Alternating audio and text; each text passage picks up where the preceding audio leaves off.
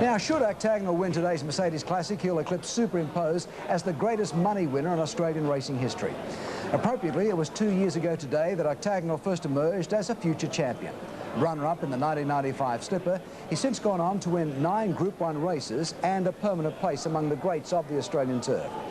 There's been no more vocal fan of the Big O than our own Simon O'Donnell. He takes a look at what makes Occy the people's favourite. OK, I'll be the first to admit over the past 2 years I've possibly let my octagonal bias get a little bit the better of me. By the way, I interviewed Malcolm Johnston last night at a charity function.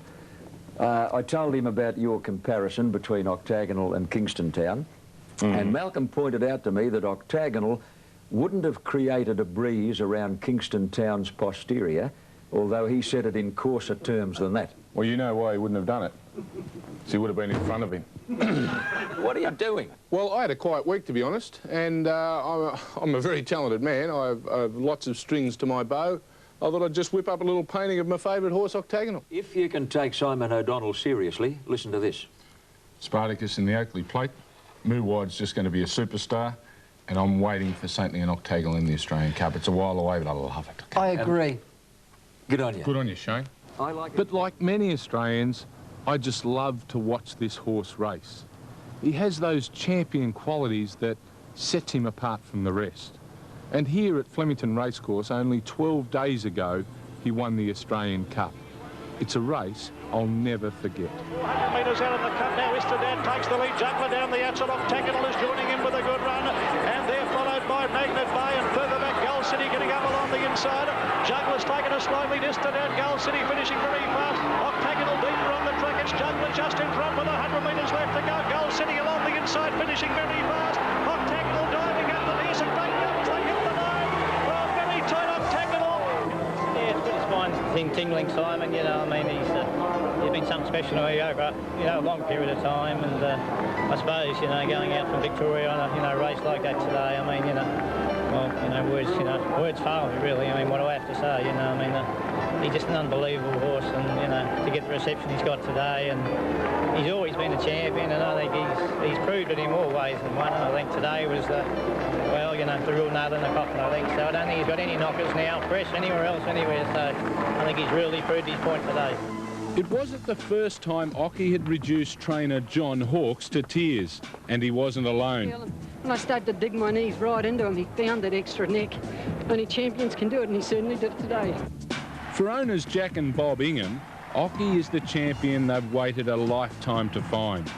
The Chicken Kings have poured millions into racing and owned hundreds of horses, but this fella is something special. Like business is wonderful, and we've done great in business, but there's no thrill like getting a champion like this fella. The thrills we've got are just so much different to any thrill you can get in business. So it's just something quite different. Business doesn't often make you cry, does it? No, it doesn't. You're right. You're right. The Inghams have watched Occy win a Rosehill Guineas, an AJC Derby and a Cox Plate. But it was a rattling run on Sydney's outermost track that left Jack spellbound. Johnny's always said he was a great champion, but the win at Borwick Farm, that was just unbelievable to see what how he ran those last 800 metres when he switched round the field and took off, and just to hear the crowd. As soon as he went round them, they started cheering, and from the corner home, they all cheered, and it was just unbelievable experience, really. Daring tactics by Shane Dye. Will they pay off? He's got Octagonal in full flight on the corner, led by a length and a half to Juggler, who's moving to second. Falante third, flat to the boards, and the other two are beaten off. Octagonal first into the straight. He's got a 2-length break on Juggler. Boss goes for the whip on Juggler, who's coming out after Occy. Octagonal's in front, 100 out. Juggler is trying desperately to pick him up, but bold tactics by Shane Dye are going to pay off, and he pinches the Chipping Norton. I thought it was just a ride. I can't believe the publicity I got over it, because I had a job to do and I did it. If I wasn't on a horse like Octagonal, he would have got beat, and I would have looked a mug. So, you can only do it when you're on a horse like Octagonal. Occy ran his final 600 metres in an astonishing 32.81 seconds. It's hard to believe this is the same horse that languished midfield through most of the spring and was just one failure away from retirement. Johnny was a little bit wavering, but no, I always wanted him to come back. Because, you know, we just knew he had something there, and it's just a temporary little setback. But he still won a Group 1, you know, even when his form wasn't quite as good. Oh, yeah, I'd be the first to admit, yes, you know. I mean, there was times, you know, I wanted to retire the horse, but I suppose you know, not overprotective, but you sort of don't like the horse to get knocked. I perhaps tried to keep him more focused this time. I may have trained him a little too hard in the spring, trying to sort of, you know, trying to make him sprint, make him stay, you know. I sort of might have made a few mistakes myself, but in saying that, this time, the main key, the ability was there, so really all it was to keep him focused, and that's what I've tried to do, this preparation, and it seems to be working at this stage. Despite the disappointments of spring, Octagonal's legion of loyal fans never really gave up hope. Like Kingston Town and Superimposed before him, he's the people's horse. They love him. He's raced 26 times for 9 Group 1 wins, and if he's hit the front, he's never once been run down. Octagonal, Mahogany are coming to the line, locked together. It's a fantastic finish, Octagonal. Octagonal wins the Cox Plate. No one has more respect for Octagonal's spirit than jockey Darren Beedman. He's no longer his regular rider, but will never forget his heroics of last autumn. Stately and Octagonal, Beedman throwing everything at Octagonal. He gets there. Yes, Octagonal wins the Derby. When he looks like he's down and out, and he keeps fighting. And I think that's what people really love in a horse, is a horse that's got a great will to win, and he's got a great fighting nature. He's not a horse that's ever won by margins. He's always won by necks, you know, short margins. I suppose it's that will to win, bit of guts. I think that's what the, you know, the Aussie person's all about, and I think that sort of has brought him, you know, in with the people. What I'm saying is enjoy Occy while you still have the chance. There's plans for just 1 or perhaps 2 more starts, and then he's off to stud. Well, the one thing about him, we'll always be able to see him, and, you know, hopefully all these progeny will come through, which will be fantastic, but a horse like that, well, I said, I've never trained a horse like that. I don't think I ever will, even though we might have a lot of good horses, and maybe in the future he's just something special. That they're sort of horses that come along every 20 or 30 years, and I think it'll be a while before one comes along again. And a lot of people here today to support the Big O. And of course, the Big O will keep breaking records at stud as well. His first season fee has been set at $30,000, the highest ever for a Southern Hemisphere bred stallion. Shortly, we'll see him in action in the Mercedes Classic, right here on Nine's Wide World of Sports. And by the way, there's been a protest in the last race, 6 against 3rd. We'll keep you posted on that result. Don't go away.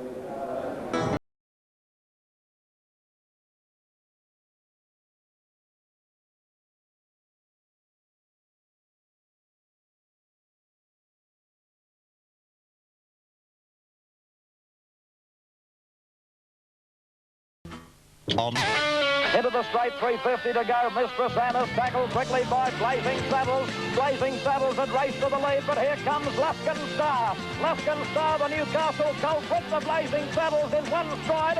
Lloyd Boy starting to run on well, but Luskin Star shot clear. He's a super colt, all right. He's making an absolute mess of them. Luskin Star careered away, and he's won the slipper by about 5 lengths to Lloyd Boy. I think the margin was 7 lengths, Simon, and he was something special, wasn't he? I'll go as far as to say I think I could have won on him that day, Ken. Oh, he'd have carried a bit of overweight. But it's one thing about the Golden Slipper. You know, they say it's a mad scramble for young horses, but the champions stand up. The race has been won by Todman, by Sky High, by Fine and Dandy, by Riesling, by Baguette, by Luskin Star, Sir Dapper, Minicato. The good horses come to the fore. I think it's a true test of a great race, that the champion horses win it. And looking at Luskin Star, he's gone on to be a great sire, particularly these days, a fantastic sire of broodmares. Everyone wants yearlings out of Luskin Star mares. So, yeah, he's left his mark on racing, as most Golden Slipper winners do. I've seen 35 of the 40 slippers, and it was the most dynamic win I've seen. Something Special, Luskin Star. He was by Kairu Star from a mare called Promising, and for you yearling buyers, they couldn't sell him at the sales, and he was passed in and was later sold privately. So, you know, there's no rule to it, and he proved a real superstar. And I think Robert Sangster eventually brought him off his owners, and he was trained by Bart Cummings at the end of his career. But of course, in his halcyon days, he was trained by Max Lees. We haven't got Luskin Star here at Rosehill today, Simon, but we've got your mate running the Mercedes Classic. Certainly have, Octagonal, and well, let's hope he turns into a great sire as well. But look, I think look, the Golden Slipper is a fantastic race, but a lot of people have been waiting for this Octagonal to come out in this race just to see if he can do it again. The crowd's packed, they're already in their seats. There's not as many out in the betting ring as there usually would be, because they just want to see this big black horse, if he can just become a great part of history, and I really do hope he has. I've been a supporter of him, as you well know, for a long time, and will continue to. They say that the Golden Slipper brings the crowds, but I think Octagonal's brought a lot of them here today. Okay, let's see what price he is.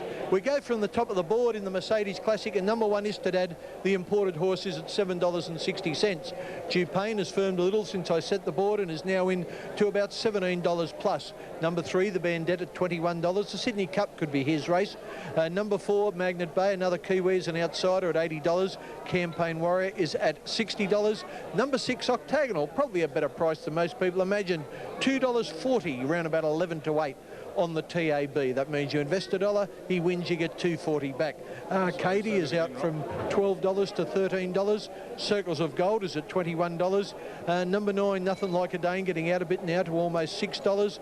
$34 for Skybow, another Sydney Cup candidate. Number 11, he's back on track, better placed in a handicap, is at $67. Number 12, Arctic Scent, is at getting out to $17. Number 13, Ebony Grove, one of the 2 3-year-olds in the race, he's firmed, he's into $12. And the other 3-year-old, Flak Jacket, who won the Alistair Clark Stakes at Moonee Valley last week, is at $21. Now, if Octagonal wins today, he becomes Australia's all-time great money earner. At the moment, that honour belongs to Superimpose, and you can see the prize money targets about $500,000 ahead of Octagonal, and the $700,000 plus he gets from today had put him ahead. Already, Simon, he's ahead of Better Loosen Up, Rough Habit, Saintly, Mahogany, etc. A great list of horses, but look at Octagonal there, 26 starts, 13 wins, 6 seconds and a third, and we compare that with Superimpose, who was a gelding, won the Cox Plate when he was 8 years old, 74 starts during his career. So for Octagonal to get up in that prize money winning bracket, is just a super effort that he's competed in so many Group 1 races, and obviously going for his 10th today. And here he comes, the fellow that's brought the crowd here today, the Big O, or Occy as they call him at Channel 9, Octagonal. Super Stallion by Zabeel, out of a mare called 8 Carat. He's TAB number 6 today, and he's wearing 6 saddlecloth. John Hawkes, you know, doesn't get emotional much, but he sure is emotional today. Yes, isn't it interesting to see, as you said, Zabeel 8 Carat, he's a full brother to Muawad, who we'll see in the Doncaster next week. Now, both very different horses, but Octagonal likes to settle back in his races and really grind his way home, yet Muawad's more a front runner. So it's interesting to add up those in the one family. He's a full brother, but they race so differently. A bit like Stephen Mark Waugh. What a good example. Okay, well, Octagonal, of course, is trained by the principal Warwick Farm trainer, John Hawkes. John not only has Octagonal, but of course he's got 4 runners in the Golden Slipper. Before he got too busy, Michael Maher caught up with him. Johnny Hawkes, you have 4 starters in the Slipper, but it doesn't really guarantee your success, does it? No, it doesn't, Michael, but in saying that, we're pretty happy to have, you know, 4 top quality horses running in the Slipper, and I think they've all got a legitimate chance in the race. John, it's been a good and a bad race for you and the Ingham brothers. Just tell us how important the barriers are in this race. Well, you know, different years, naturally they're different, but I think this year, in particular, barrier draws are really crucial. I think very even lot of, you know, 2-year-olds this year, so there's a Guineas, he's the one that perhaps fared worse in the barriers, so, you know, it sort of brought him back to the field a little bit, I feel, but in saying that, the other 3 have drawn good gates, so you really can't complain. 3 out of the 4 have drawn good, so, and as I said, I think they're all legitimate chances. Do you favour any one of the 4? You know, I think Vocalist is a sneaky one I like, only because she's drawn a good gate, and and she's a lovely filly, and I've always had a lot of time for her. Guineas is the one naturally I'd most probably like to win, but I don't think he's going to find it easy from the wide gate. Yeah, from barrier 11, you'd be hoping that maybe the speed is really on. There are 4 or 5 horses out front, and you can drop in behind. Well, there's a lot of ifs and buts, Mike, and you're really not going to know that until they go on a furlong. After a furlong, we most probably either be delighted or, you know, wish we weren't there, but that's just the luck of the draw. So will you be holding Jack and Bob's hands? I don't think so. I don't think so, Michael. I think they're well past doing anything like that. Okay. Good luck anyway. Thanks, Michael. Okay, John Hawkes here on Golden Slipper Day 1997, and there's the crowd. They're milling around the enclosure, around the mounting yard, to have a look at the Big O. And we're going to have a look at the horses in the parade, and Simon O'Donnell and Wayne Harris are with me, and they'll comment on the horses. There's TAB number 1, is it? Yeah, Istedad. And Istedad, of course, is trained by Peter Hayes at Angaston in South Australia, and he'll be ridden by Brent Thompson. Simon. Yes, well, you know, some people in their judgment are saying he's the horse to beat Octagonal today. I really can't put him in the same class. Yesterday he's had 21 starts, 4 of those have been victories. I really don't think he can blow wind anywhere near Octagonal. But you know, a horse will run a good race, but I really don't think he's going to get anywhere near the Big O. I liked your choice of phrase there, and of course, as we said, he's ridden by Brent Thompson, who's riding again for the Hayes stable. Number 2 coming along there now is Dupain, racing in the blinkers. He's trained at Randwick by Alan Bell, and he'll be ridden by Darren Beedman, chasing his 3rd successive win today. Wayne Harris. Dupain, he's a horse that I think you'll be looking more towards the Sydney Cup with. I don't think he'll trouble Octagonal today. Now, he did win the Brisbane Cup by about 6 lengths back in the winter and proved his ability to run 3,200 metres. As I said, his biggest plus is Darren Beedman. There's the Bandit, another Sydney Cup candidate. Noel Harris has come over from New Zealand to ride him today, and he's trained by New Zealand's leading mentor, John Wheeler, who's trained so many good horses, including Rough Habit and Viander Cross. Yeah, $305,000 worth of prize money for the Bandit. His major objective on this campaign here in Sydney is obviously the Sydney Cup. I think he'll be running on today, but again, I can't see him troubling my main pick in the race. The master rider of stayers is Grant Cooksley, the Iceman, a former Kiwi. Now, I don't think he'd like me calling him a former one, but he's originally from New Zealand. There is the horse he's riding. That's TAB number 4, Magnet Bay, and he's trained by Danny Fry at Balcan in the Shaky Isles. Wayne. Yeah, I think this horse is just not... I don't think he's got the class to beat these better horses today. Yeah, another one who'll be battling a bit is Campaign Warrior, trained by Max Lees. He's no Luskin Stars. We said Max used to train him. He's ridden by Chris Muntz. Yes, 2 of his last 3 starts have been pretty ordinary, Campaign Warrior, although he's 4 of 10 in the Rand, but wasn't a bad run, 2.2 lengths behind Arcady. Again, could fill one of the placings if he's on song. And of course, the next horse, we've heard what Simon's got to say about him. We might hear what Wayne's got to say about TAB number 6, Octagonal. Shane Dye, the rider, trained by Jayhawks Warwick Farm. Octagonal's such a great horse.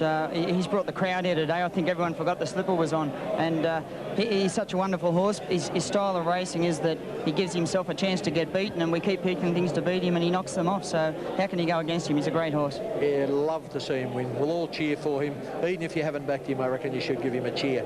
Number 7 is Arcady, chasing his 5th successive win. His 2nd Group 1 win in a row, having won the Renbert Stakes here a fortnight ago. He's a son of Myacard, who also won this race, the Mercedes Classic, about 12 years ago. He's to be ridden by John Marshall, and he's trained by John Morris at Randwick. Yes, an interesting runner. John Morris definitely gives this horse a chance today. It's coming into form. He's 4-year-old now, and John would have liked to have got more out of him as a younger horse, but had his problems. But a horse he has a good opinion of, and again, could be a horse to run into the place. Circles of Gold, TAB number 8, Brian York, the jockey, trained by BJ Smith at Warwick Farm. Yeah, he's a good trainer, BJ Smith, but I think he's going to have his work cut out here. She's a good mare, but I just don't think she's up to these better class horses. Just a place chance, Wayne? Just a place chance. There's Nothing Like a Dane. We all know him. Larry Cassidy rides him today. The trainer, of course, Gay Waterhouse. A good whisper around track today that Nothing Like a Dane will run a bold race. Now, in his 3-year-old year, he was very close to Octagonal, didn't beat him, but in the derbies and some of the guineas, the lead-up races, was very competitive with Octagonal. Now, if he runs up to anything like that form, he's going to be competitive today, but we've got to wait and see because his form leading in hasn't been that good. Of course, he did beat him in the Victoria Derby, but he's not going that good now. Number 10, Skybow, another hardy stayer. Glenn Boss, the jockey. Len Smith from Cheltenham in Adelaide as the trainer. he's a good stayer, Skybo. He has been placed in the Melbourne Cup, so he has got some class, but his couple of runs back have just been fair, and he'll have to pick his socks up today, I think. Another New Zealand contender is number 11. He's back on track, Lance O'Sullivan, the rider, and he's from Matamata, and so is the trainer, Mr. Mike Moroney. Yes, a horse we haven't seen much of. He's back on track, and I'd like to actually give him this run. I think the New Zealand form won't hold up as well against our Australian form, so I'll just sit back and wait and see. This next horse along is a chestnut mare. Her name is Arctic Scent.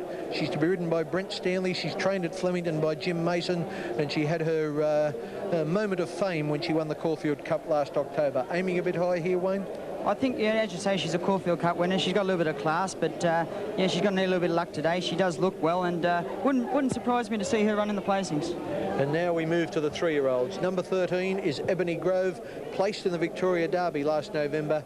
A fair run last week, went third in the Rosehill Guineas. He'll be ridden by Greg Hall, and he's trained at Randwick by Graham Rogerson. Yes, a shrewd trainer, Graham Rogerson. I would have liked to have seen Ebony Grove run on a little stronger in the Guineas last week. I thought he deserved in the run to the turn and finishing off his race. He should have given us a bit more. So I would say he's suspect at being competitive in this field today. The other 3-year-old is Flak Jacket. There he is. He's trained by Anthony Cummings at Randwick. Anthony took him south last week, and he won the Alistair Clark Stakes at Moonee Valley. Lenny Beasley is the rider. He's a well-travelled horse, this horse. He did win well last week at Moonee Valley, but he's got a wide alley, and I just don't know whether he's got the class to beat these horses. OK, so you have it. The runners for the Mercedes Classic. There's 14 in all, but truly 99.9% of the eyes are on that one horse. His name's Octagonal, the Big O. They've all come here to watch him today. He races in the Cerise colours, and we'll be back shortly on the wide world of sport to see Big O in action.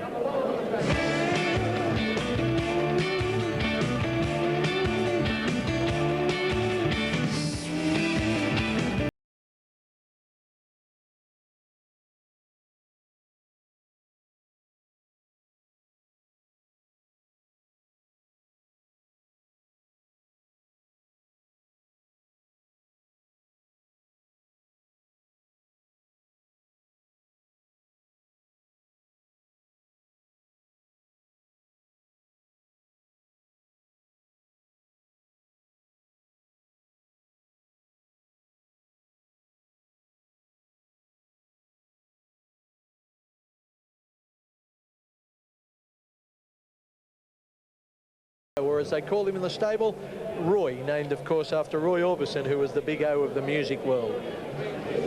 There they are, many of the 30,000 people already here at Rosehill, here to watch Octagonal in action. And the man who's in the hot seat on Octagonal today is Shane Dye. Shane's riding the Big O, and I wonder what his tactics are for the Mercedes Classic. Race 4 of the day, the Group 1 Mercedes Classic over 2,400 metres. Well, can Octagonal win? Of course he can. He's drawn barrier 2, which isn't good because he's got to get off the fence, but they'll run along. He'll get back. It won't matter. Horses like Magnet Bay, it'll lead. Circles of Gold will go forward. He's back on track, will be there. And the horse I've got to beat, Brent Thompson's Mount Izzadad, will be running right there. Now, all I've got to do is get to the half-mile, wait, and get off the fence on Octagonal. Get him into the clear. It doesn't matter if he comes 6 wide, 8 wide, as long as he's in the clear. And just cheer for him when he goes past that winning post first. Well, that's what you call a confident man, Simon. Yes, I'm quite happy having RS Dye on the back of Octagonal in a pressure race such as this. Wayne Harris, it'll be a nervy moment now for the jockeys, particularly for Shane Dye. I think so. He's got a lot of pressure on him, but he loves pressure, doesn't he, as you heard there. But he'll give the horse every chance. And the horse's style of racing is he comes wide on the turn most of the time anyway, so he makes it hard for himself, but he still wins. Well, there he is. Let's have a look at what price he is on the TAB. Number 1 starting at the top, Izzadad is showing at $6.90 or close enough to $7. Dew Pain at $21. The Bandit, $26. Magnet Bay, $101. 100 to 1 chance. 81 for Campaign Warrior. Octagonal, he's into the red. $1.90. That means if you put $1 on, you get $1.90 back if he wins. Put 100 on, you get 190 back. If you like Simon O'Donnell, you put 1,000 on, you get 1,900 back. Number 7, Arcadia, is at $13. Number 8, Circles of Gold, is out to $31. Number 9, Nothing Like a Dane, is out of point to $7. Skybo is out to 50 to 1 now. He's blowing. Number 11, he's back on track, is at 100 to 1, and so he should be. Number 12, the Caulfield Cup winner, Arctic Scent, has got got no admirers. She's showing better than $21. Ebony Grove, the first of the 3-year-olds, out to $13, and Flak Jacket, the other 3-year-old, is out to $31. Okay, they're behind the barriers. Over there with them is our honorary clerk of the course as we look at Nothing Like a Dane, and that is Harry Troy. Harry, can you hear us? Yeah, Ken, loud and clear. Well, Ken, to be a game man to tip away from Octagonal. He looks great. Gee, they'll bring the house down if he can win, and I certainly hope he does. He's my selection, naturally. For second, look, Nothing Like a Dane looks good, looks ready to run a race, and there wasn't much between these horses last autumn, so he's my second pick, and I probably can't go past Istedad for third. Arcady looks extremely well. I don't know if he's quite up to this class, but he looks very, very well, as does Dupain. Well, if you don't know what the word pandemonium means, look it up in the dictionary, because that's what will be occurring here at Rosehill, Simon, if Occy or the Big O gets home first. Well, when he won the Chipping Norton at Warwick Farm, there was just chaos at Caulfield down in Melbourne. I hate to think what's going to happen here when he wins this. That's right. Well, there was only 8,000 at Warwick Farm that day, and probably about the same at Caulfield. There's 30,000 today as we see Arctic Scent being pushed into the barrier. And look at the signs. Go, Big O. Yeah, he'll be ready to go. You don't need to tell him twice. He'll put his heart there. He'll put his heart on the line. And a man who I think is nearly as emotional as John Hawkes and Shane Dye is John Tapp. He loves calling the big ones, don't you, Tappy? Sure do, Ken. And I'll be watching the Big O. Off and running in the Mercedes Classic. Came away in a nice even line. Some of the outside brigade are going to lead, I think. Circles of Gold and Flak Jacket are away quickly. Arcady began well. Octagonal's one of the leaders with Campaign Warrior and Istedad. And they are stretched across the track as they come down to the judge the first time at a pretty even pace. Flak Jacket about a half length on Circles of Gold. Campaign Warrior third on the inside of Istedad. Octagonal fifth on the inside of Arcady, and the Bandit is 3 deep as they go out of the straight. A gap then to Arctic Scent, followed closely by Magnet Bay, 3 deep around Dupain and Nothing Like a Dane. He's back on track a fair way back, and the last couple are Ebony Grove and Sky Bow. Leaving the 1,800 metres behind them, Circles of Gold over racing in front, led by a bit more than a length to Flak Jacket.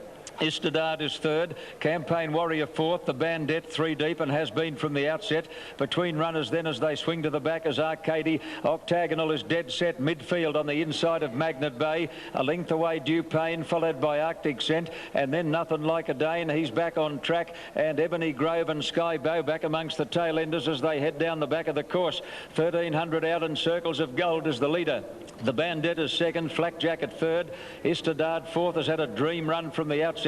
Then Campaign Warrior, he's a Magnet Bay is out 3 deep going forward, followed by Arcady. Octagonal is awkwardly placed at the moment, cluttered up on the inside of He's Back on Track and Ebony Grove. Nothing Like a Dane on the outside of Arctic Scent, and back at the tail is Sky Bow. They're on the top turn at the 900 mark. Circles of Gold joined by Magnet Bay. Now they're putting on some speed. In third place Istedad, who's had a dream run, followed by Flak Jacket. Then the Bandit, Arcady, followed by Campaign Warrior.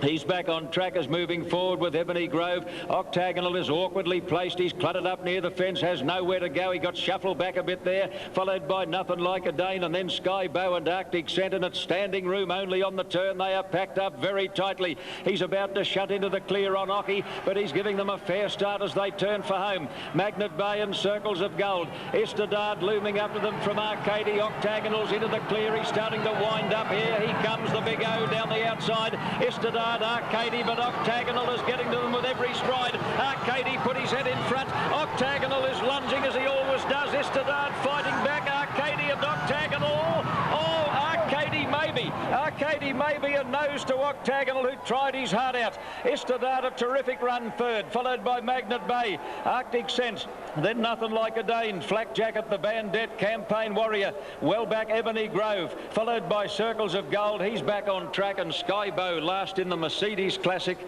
It's a close one. Okay, let's line them up. Arcady in front, Occy coming at him, and we'll see this replay in a moment, and we'll try and line it up for you. It's very, very close. They'll go mad if number 6 goes up. That's Arcady in front in the black and white for John Marshall.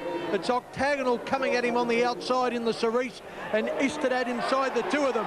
We're just waiting for the number, and as they hit the line now, it's Arcady just in front. Octagonal lunges. Let's see it when they pull to the line. line. There goes his head. We're waiting for the photo. Oh boy, it's up. Number 6, Octagonal is first. Octagonal first in the Mercedes Classic. He put his head in front once more when it mattered, and he grabbed Arcady right on the line. Do you think he knows where the winning post is? What a horse, what a performance, and boy oh boy, Harry Troy, can you hear me? Is he over there with Shane Dye yet? Yes, Kenny, we're here. Ken, what a great moment, racing history. This is a terrific horse. The crowd has just went wild because we thought Octagonal had got beat, but as he always does, he just got there right on time. Good on you, Shane. Yeah, thanks for a fantastic throw. Thanks. Great horse. Mate, you had a little bit of bad luck through the race. You were in an awkward spot and you had to shunt out.